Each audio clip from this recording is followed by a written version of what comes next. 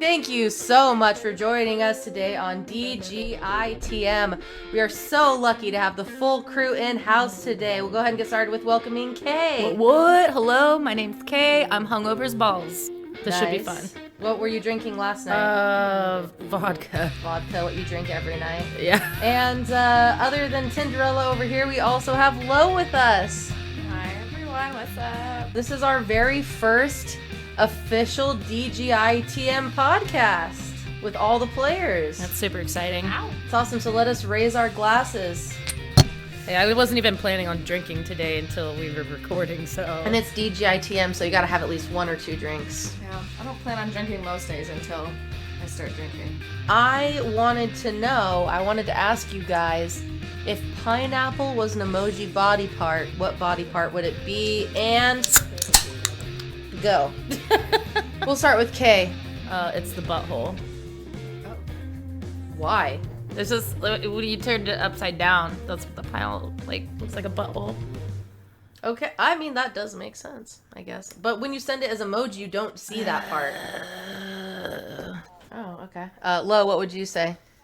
First thought is like a head. The pineapple itself is the head, and then the green on top is like hair or a mohawk or something. Mm-hmm. But I say that because my boyfriend literally has a skull pineapple tattooed on him. So that's what I think automatically. And then it's like a mohawk is the greenery on top. If not the head, I would say maybe like the abdomen. But that doesn't make sense for the greenery on top. But just because it's like kind of cut and that it's the shape of the thorax of the body. Okay, so like it could be a full body and the green part could be Yeah. the head. I like the pineapple being the head though, because then you could text someone, "Give me pineapple." Ooh. And then there's an innuendo, and you could just say, "I was just asking for some fruit." You're the one with your mind in the gutter. Cheers again. There is actually one segment I would like to start off your ITM with, and that is trending Twitter. Oh, okay. Today probably is not a great time, but sometimes they do have like funny trending ones. Oh, you guys, guess what today is? It's International Podcast Day. No Is way. it really? It is. We're that's recording funny. this on September 30th, 2020, and it is actually International Podcast Day. Wow, I think that's good luck. That's good juju right there. That is funny.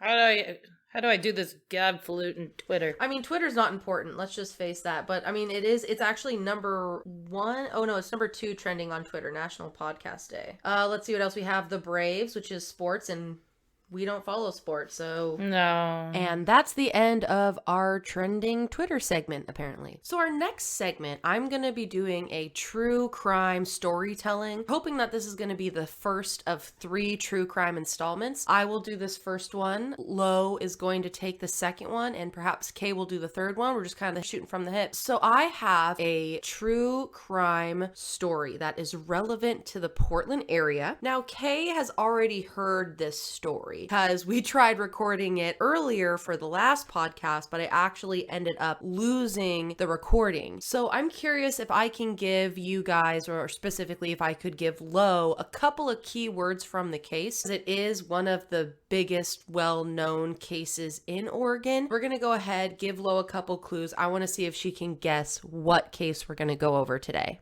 One of the clues I'm gonna give you is Skyline Elementary School. Skyline Elementary. All 3 of us live in the Pacific Northwest Portland area. And so this is a case that has been in this area for a very long time. A lot of locals follow it. It was very big in the news when it first broke. That's why I'm curious about my friends' takes here at DGITM, because I've done a lot of research about new clues and new evidence that has come to light. Skyline Elementary School, not ringing any bells? Not really. Okay, we'll do the day that it is a missing persons case, and they were last seen June 4th, 2010. 7-year-old boy. Went missing from his elementary school. 2010, really big case on the news. Nancy Grace covered it a lot. I mean, even if you didn't watch the news, everybody knows this case. It's the Kyron Horman case. Oh, okay, got it. We'll go over just the first basic information about the case. He was last seen on June 4th, 2010. He was last seen wearing a dark CSI t-shirt, glasses, and dark gray cargo pants. Kyron was 7 years old when he went missing. The places that were searched immediately after he went missing was Sauvie Island, Forest Park, and the Sauvie Island Bridge. He went missing from his Skyline Elementary School. His mother is Desiree Young. His stepfather is Tony Young. Kyron Horman's father's name is Kyron Horman, and his stepmother is the infamous Terry Horman. And the last person to see Kyron, anybody remember who that was? I thought it was his stepmom. Right?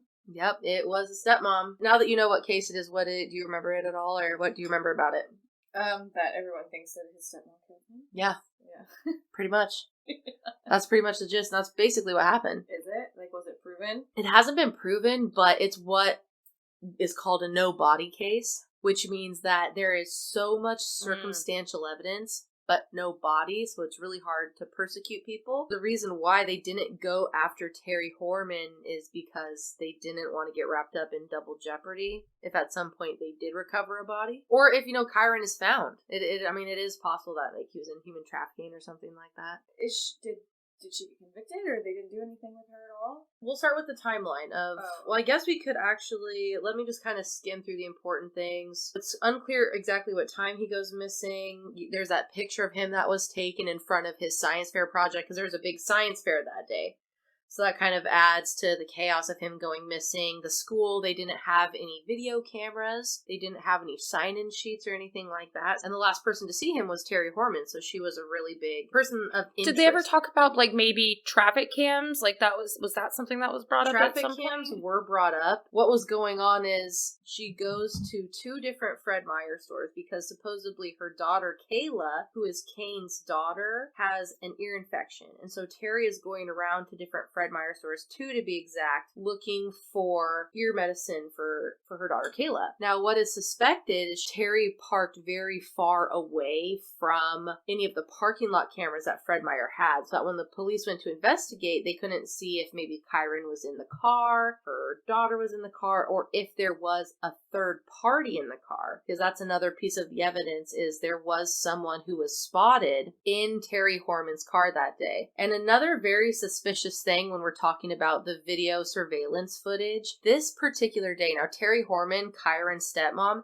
had a beautiful candy red Mustang that she drove every day. It was like a homage because she had red hair, so she's like into the color red. She's one of those. But this day, she randomly decided to drive her husband's white F-150 pickup truck that day. So 1, less conspicuous. 2, it's got a pickup truck, much easier to handle any kind of big cargo you might have. And also about the surveillance, she says that she left the school around, I think, 10 or 11, but the last reported sighting of Kyron is about 8:45. And then she says at that time she goes driving around back roads. After she goes to Fred Meyer, she goes driving around back roads to try and soothe her daughter's earache. And then after that, she goes to the gym at 12:40. She arrives home by about 1:21 p.m. and she posts that infamous picture of Kyron at the science fair. And he has the display up behind him. It's the red tree frog. So she posts that at 1:21, and then at 3:30, her and her husband and her daughter Kayla go to pick up Kyron at the bus stop, and then Kyron never gets off the bus. Referring to the picture she posted on Facebook, was she kind of known to post many pictures of Kyron before? I don't know if she posted a lot of pictures of Kyron, but she was definitely addicted to social media. That's actually a really good question that I don't know, because her and Kyron did have a strained relationship, so I wouldn't be surprised if she... So what was their relationship with each other? Was she a good stepmom? Did they like each other?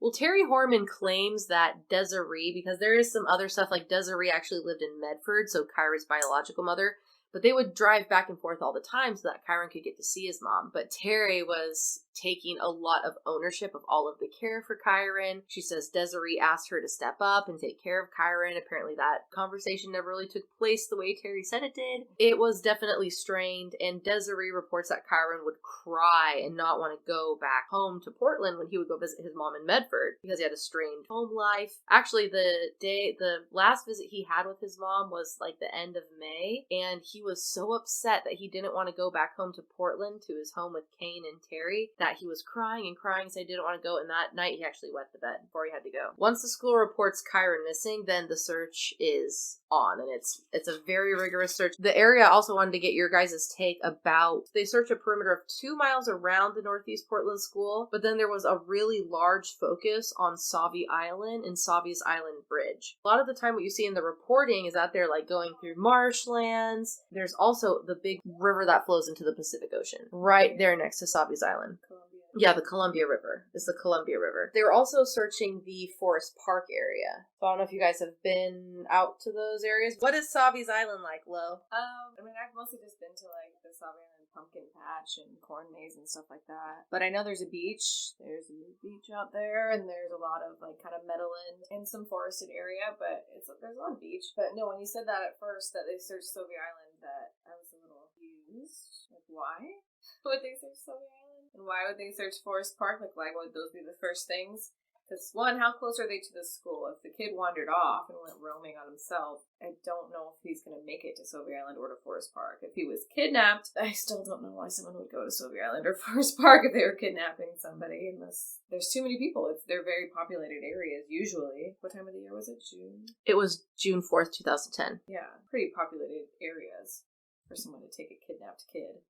That's actually a really good point that I hadn't thought about, because it is really populated around June 4th. The weather's starting to get good. Maybe not necessarily for the beach in Sauvie Island, but for Forest Park, people are hiking for sure. Forest Park's a huge hiking destination for Portlanders. Yeah. Were you going to say something, Kay? I was just thinking, yeah, right. So say, like, it was really busy, there would be somebody that day that saw something suspicious. And even if that kid didn't have a great relationship with Terry, then there's a greater chance that he wouldn't just go willingly to Sauvie's Island with her. Like, it would look like an uncomfortable situation. Right. But the reason why they searched Sauvie's Island, and a specific search on Sauvie's Island Bridge, is because that time that Terry claims to be driving around back roads around Kyron School trying to soothe Kayla's earache, her phone was pinged on Sauvie's Island. And so she was kind of a person of interest. Also, she was the only person who didn't pass a lie detector test.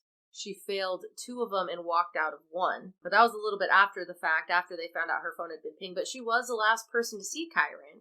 And so that automatically makes you someone they're going to track your day. They're going to see what you were doing. And not only that, but she says, like, okay, well, I went to the school. I went to Fred Meyer's. I went to 2 different Fred Meyer's. I drove around the back roads. I went to the gym. I went home. I went to pick up Kyron. And then that was her initial story. And then the next day, she adds on a trip to the dry cleaner and a trip to Michael's super supply store. She's like adding on and adding on to her alibi. But that is why they checked Sauvie's Island, because that was where her phone was pinged. 2010? This was in 2010. To ping phones and GPS?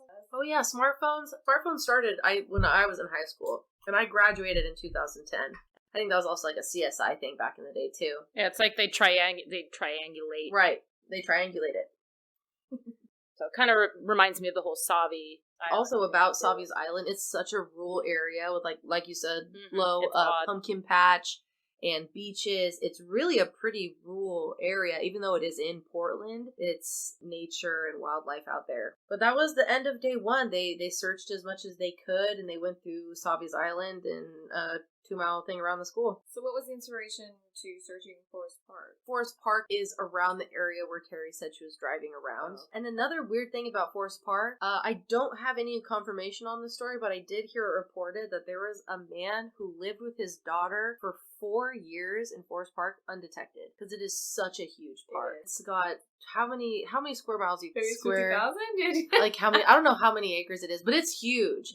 It is however many acres it is. It's a very big chunk. We're gonna fact check this right now. Okay, that sounds about right. So it's about 5,000 acres of park. Oh God, 5,200 acres. Okay, so it's got 80 miles of trails, about 5,000 plus, give or take, couple hundred. that's a lot of acres.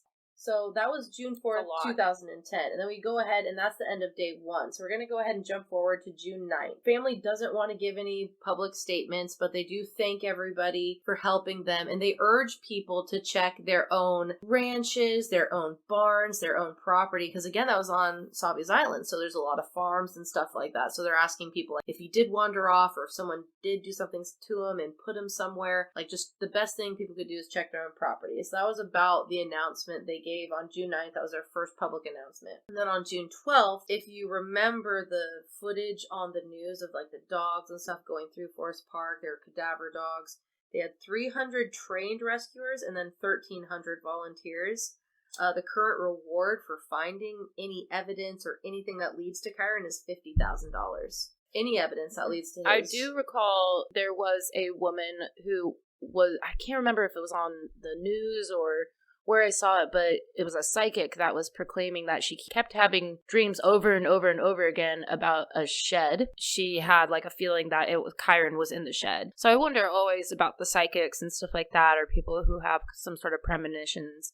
Actually, it's funny you mentioned that because I'm still listening to a book right now called Boy Missing by Rebecca Morris. I was just starting to listen to the chapter about the psychics saying that they were reaching out to Kyron, but I haven't listened to it yet. So that is basically the gist of the timeline, and then we just get into moving past Kyron's disappearance and all of the incriminating evidence that comes out against Terry Horman after the fact. 3 weeks into the investigation, and I don't know if you guys remember hearing about this, but she had a murder for hire plot. She tried to hire her landscaper to kill Kyron Horman back in January of 2010. Which is her husband and Kyron's dad. Yep. So was she convicted for that? Because I mean, the Tiger King's put away.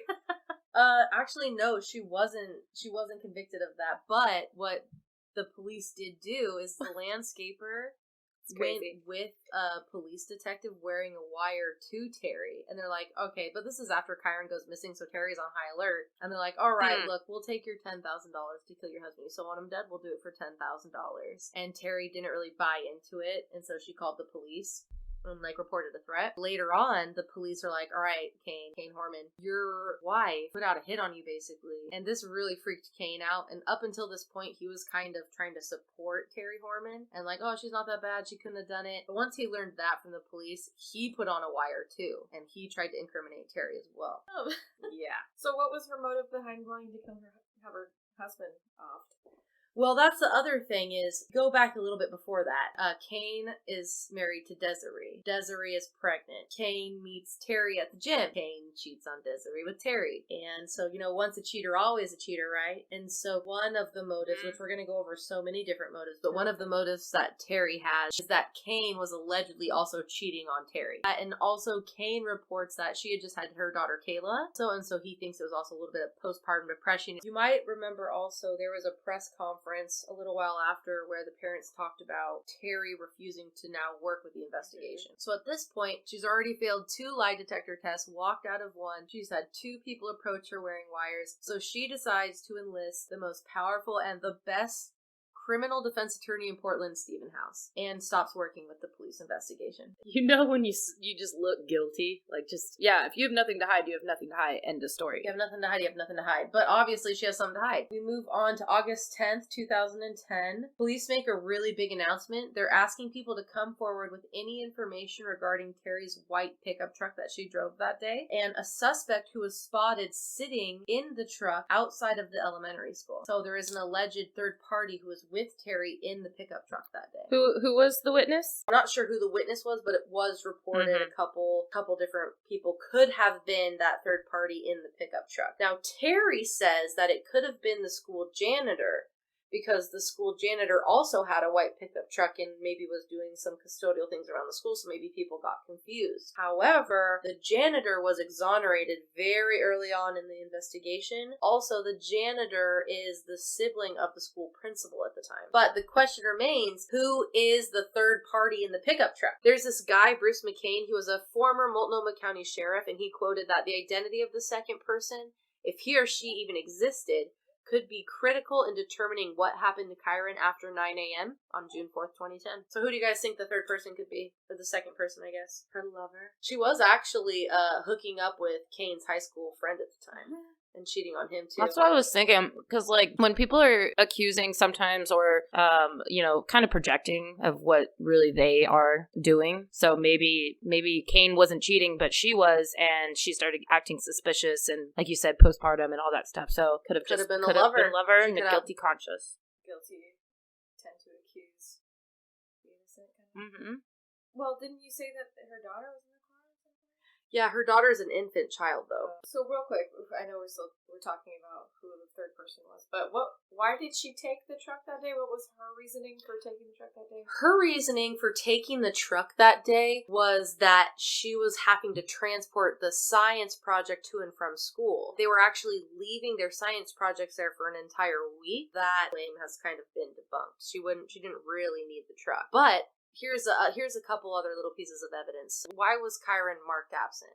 And why did nobody catch it? Why didn't they tell the parents? Terry told Kyron's teacher that he had a doctor's appointment that day. That's just weird. And when the teacher reports that she was told by Terry there's a doctor's appointment, Terry claims that the teacher was mistaken and the appointment was next Friday.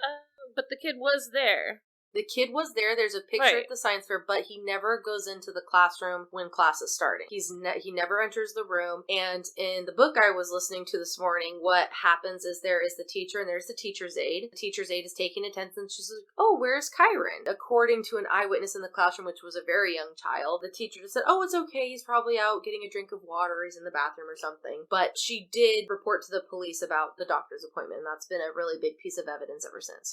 But the white pickup truck, that was one of the reasons why, allegedly, she had it, was because of the science fair that day, and she was going to be transporting the project. Makes me curious why, if she did kidnap Kyron, why would you do it on a school day? Like, there's that many more places for the kid that they're supposed to be. Right. You know what I mean? Like, versus the weekend, but maybe, I don't know. It's like, now you have to deal with the school and the teachers and why they weren't in school that day and this and that. They don't have anybody else who could be the killer or kidnapper? Like, they don't have any other... Oh yeah, we definitely have some suspects coming up. So right now we think that the third party was maybe a lover she had, a possible lover, and who else could it have been? Well, it could have been Terry. Also, she is known for murder for hire, so she could have paid someone possibly to do the dirty work, or maybe she sold Kyron. Oh yeah, let's do it. Let me just go over a couple other crimes Terry's committed since then. There are so many. Okay, so. Honestly, though, there's so many things. And this also is the incriminating evidence that they could pursue against her, but because they don't want double jeopardy to happen. Like, if they try and prosecute her and they don't win for some reason and she goes free, but they find Kyron's body with her DNA on it, or if Kyron's found alive with a story to tell about what happened to him the day June 4th, 2010, then they wouldn't be able to prosecute her because you can't be charged twice. You can't be charged for a crime you've already been found innocent for, no matter what. So, all this evidence we're about to go over, very incriminating, but that's why they're not prosecuting with all this evidence. One of the first crimes that happened, this was before the disappearance happened. Terry was actually married twice before she was married to Kane, and she actually is an ex-bodybuilder. Shut up. Like, Lauren, you should look it up too, so we can talk about what she looks like as a bodybuilder, because it's pretty good. Kyron Horman bodybuilder. Oh, she has breast implants. Oh, these are like. So basically, Lo is looking at a picture of Terry postpartum, basically. So after she had her 2 kids. But so she was a bodybuilder back in the day, but then she's had 2 kids, and so she lost her body and she's not a bodybuilder anymore. But the gym is still a big part of her life. So 2005. This is after she had her first kid. I think I forget his name, but I'll go over his name again in a second. So at this point, he's like a little baby, or her firstborn son. In 2005, she gets pulled over for a DUI and her son's in the backseat. Yeah. And that's 5 years before Kyron goes missing. So it just kind of shows about her respect for life. Dude, those bodybuilding pictures, I still can't get over them. We already went over this, that she met Kane while Desiree was pregnant and then got with Kane. Desiree was pregnant with Kyron? Yes. Right? Okay. So kind of another motive, she really wanted Kyron out of the picture. And the day that Desiree was moving out of her house, Terry moved into Kane's house. Like, literally, as Desiree was driving away, the moving truck was pulling in. Yikes. Horrible. Is Kane rich? Does he have money? He has some works property. for Intel. He works for Intel. Yeah, he works for Intel. That's right. So he has some money, and he has property, so. So it's kind of like, what's the rush? I think what the rush was, when they were getting a divorce and Kane was cheating on Desiree, it was kind of a custody battle too. Eventually, Kane goes on to marry Terry Horman in Hawaii, and Desiree, I think, or the book I was reading, somebody reported that it is possible that he did it to make himself look better in the fight for custody. Oh, absolutely. Kyron. And the fight for custody for Kyron, it's I don't want to get into it on this podcast because we got pretty good time already. So he got married in Hawaii, and it's basically make him look better in the custody. Absolutely.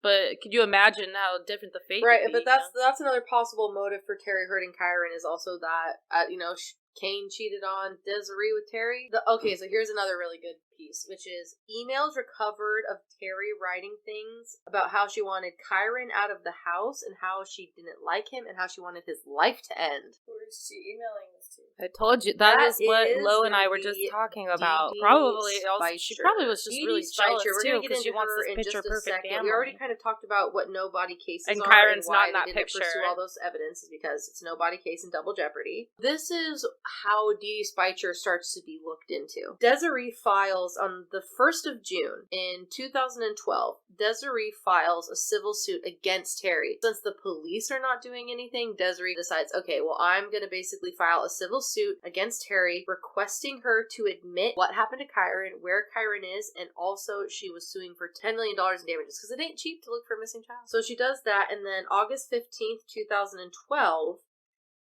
a judge denies Terry Horman's request to delay the lawsuit. So basically, Terry's trying to get it pushed off. Yeah, I definitely remember this.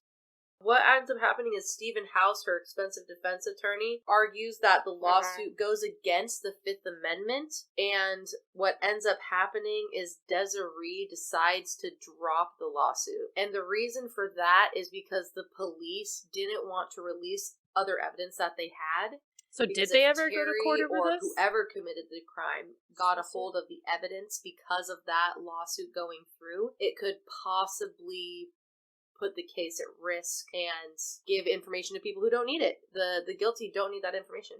So the police have information that's not even available to the public at this point. Right, because it's still a closed case. Okay. Exactly. Yeah, it's still a closed That makes case. it very interesting, too.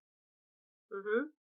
So that's one reason why she decided not to go through with the lawsuit. But there was some really big benefits of the lawsuit, and that are subpoenas of Terry Horman's friends and colleagues. And that brings up Dee Dee Speicher. So all the evidence that I have that we're about to go over is the evidence on Dee Dee Speicher between 2010, when Kyron goes missing, and 2012, when the lawsuit happens. It's a little foggy about what information they get on the initial interview with Dee Dee, and then the lawsuit subpoena interview they do with Dee Dee. I think the first information is the first interview they did with her when Kyron initially goes missing. During this lawsuit, when all of her friends were subpoenaed, Dee Dee Speicher was one of them. How she knew Dee Dee, they were gym buddies, and they were both part of the 4:30 a.m. gym club. So that's how they knew each other, was through the gym. Dude, 4:30 a.m. No way. To work out? Yeah, you could at least get me in there at 9. Earliest. No, I think 8 o'clock for the earliest for me, but 4:30 a.m. club. Sometimes people who go to the gym a lot, they go because they have other internal demons, I guess, that they're trying to fight off, and that's one way to... I could definitely vouch for that. What'd you say? Carrot. I said I could definitely vouch for that. Well, yeah, I have a friend who, she is a personal trainer. I used to work with her a long time ago, but she was a fireball. Like, she would get so mad and so angry all the time and just burst out in anger at work, and she would say the only thing that helps her is working out, and she loves working out, and sometimes she finds peace. And I have other friends too who just kind of get so turmoiled up inside, and they have to go to the gym. If they don't go to the gym, they're so much more stressed and so much more upset. This bitch just going at 4:30 in the morning. The other follow-up thing I have to say about the gym is, so a lot of gyms, like, A, have cameras, but B, also have check-ins, like your little beep-beep thing. So, Is there any record of that when she did say that she went to the gym? Absolutely. Here's another piece of the puzzle which incriminates Terry. It's just like, she's guilty. Not really. Yeah. Allegedly guilty. Terry clocks in at the gym at 12:40, but she arrives home at 1:21 p.m. Right, it's 40 minutes. If she's 10 minutes from home, if the gym's 10 minutes away. She's there for half an hour. Take 10 minutes to get home. Yeah, that's not It that. is That's not reported that that odd. most of the time she was just standing there chatting. She was talking to a lady that she had hardly talked to at the gym, and one of the things she was talking to the lady about was the big gouge on her leg. She had sustained some kind of really big injury to her calf. She said it was because she had dropped a weight on it, but the person she had talked to when interviewed later said that that did not look like a weight dropping on your leg. It looked more like, instead of a scrape, more like a gouge or a gash. So that's the story about the gym clock-in time. So we get the email. So that was the last piece of incriminating evidence. So she's emailing about how she doesn't like Kyron, and she's emailing with Dee Dee Speicher. Dee Dee Speicher gets subpoenaed. Initially, when Kyron went missing, Dee Dee agreed to a search of her home and her car, and she agreed to 3 hours of questioning with the police. So they did question her. And this is her alibi. Kyron Horman goes missing around 8:45, 9 a.m. Terry Horman is unaccounted for between 9 a.m. and 1:21 p.m. when she, well, actually 12:40 when she arrives at the gym. So Terry Horman is unaccounted for from 9 a.m. until 12:40 p.m. This is Dee Dee Speicher's alibi. Dee Dee Speicher works for a lavender farm in Northeast Portland. Although no one can confirm her whereabouts, she says that she was at work and that she was out gardening, because that's what her job is. When asked why she was unaccounted for 90 minutes starting at 11 a.m. on the day that Kyron went missing, she said that she was gardening and it was raining, so she left her phone in the car. And that time, 11 a.m., that is the same time Terry Horman's phone is pinged on Savi's Island. And she's a possible car suspect. Dee Dee was in the car. Yeah, you think that Dee Dee probably was like, oh, it's safe to say that it was raining because it's Oregon. I don't know if they Always checked the raining. weather. She was subpoenaed to answer 142 questions. And guess what she did? She pled the fifth. What her whereabouts were that day, the Kyron went missing, so she wouldn't answer that question. Other things that she pled the fifth on, if she had seen Terry that day, so she wouldn't answer that. She declined to identify a picture of Kyron. She declined to answer if she knew Kyron or not. And she also refused to answer if she knew Kane, Kyron's dad. And some other incriminating evidence, 1 to 2 days after Kyron goes missing, Dee Dee Speicher buys 2 burner phones, one for herself and one for Terry Horman. And when asked, why did you buy the burner phones, she said, because I knew the police would be tapping our lines. That They is so wanted us weird. to be able to communicate in private. When's the last time you bought a burner phone? It's off, right? It's off. That's my point. Only criminals use burner I've phones. never owned one. I've never bought a burner. They're not. You can track them, but most of the time it's just because they pay. Aren't burner phones track? Yeah. Well, you know those things that were track phones. You could buy them at Walmart. Yeah. And your parents would buy it for you when they didn't want to buy you an actual phone. It was like a pay-as-you-go. My parents would have never bought me that piece of trash. But my mom wouldn't buy me anything, so. And so, but it's like, what do you really need to say in private that's not, Right, if you got nothing to hide. yeah. So that was June 1st, 2012 that Desiree put the lawsuit forward. And then about a year later, July 30th, 2013 is when she decides to drop the lawsuit so that it doesn't interfere with the investigation. So he went missing June 1st, 2010. June 4th, 2010. But the 2 lawsuit years, was, 3 years yeah, so 2 years later. Okay. She files a lawsuit. 3 years later, she drops the lawsuit. And then 2016, then we get into the beautiful year of 2016. Terry Horman goes on Dr. Phil to, proclaim innocence, try and get her story set straight. She just looks like a fool. She looks so dumb, and she just incriminates herself over and over and over again. It's ridiculous. I definitely remember 26 that too. days after Kyron goes missing, she starts her little love affair with Kane's high school friend. He brings that up. He brings up her alibi. The most incriminating things I think she said on that interview was when Dr. Phil asked her, well, why did you do that? Why were you sexting? She's like, I was getting revenge on Kane because he was doing the same thing to me. So she's a vengeful person. We know that. That's so messed up, though. It's like a month after your husband's kid goes missing. And technically, you're a kid, too. She claims to be his, rightful mother. Yeah, and she's been there for his whole growing up, right? 10 years? Yeah, ever since he was born, she was there. He was 7 years old, but yeah. Oh, he was 7. Mm-hmm. And then later in 2016, Terry Horman moves to California, and then she's hit with a gun charge in 2015. People didn't realize it was her, though. Media didn't realize it was her because she was using her old name, Terry Moulton, her maiden name, when she got arrested. And basically what happened is she had a misdemeanor gun charge in California because she had stolen a handgun from her roommate. And she had actually failed to show up for her arraignment. And then she was picked up on an arrest warrant. But eventually she was released and the whole thing was let go for some reason. Which I don't know that reason. And a lot of the information is still under wraps. If the police have any kind of interest in Dee Dee Speicher or in the man that Terry was sexting with, who was friends with Kane in high school, I mean, all that evidence is under wraps. There's no way for us to know because it's still an open investigation. And hopefully, I mean, one day we do find him. Alright, thank you so very much for tuning into DGITM. This has been a true crime DGITM exclusive. This has been Voltron. Okay, Dizzle. Thank you guys so much for tuning in. We're excited to keep this podcast going on International Podcast Day.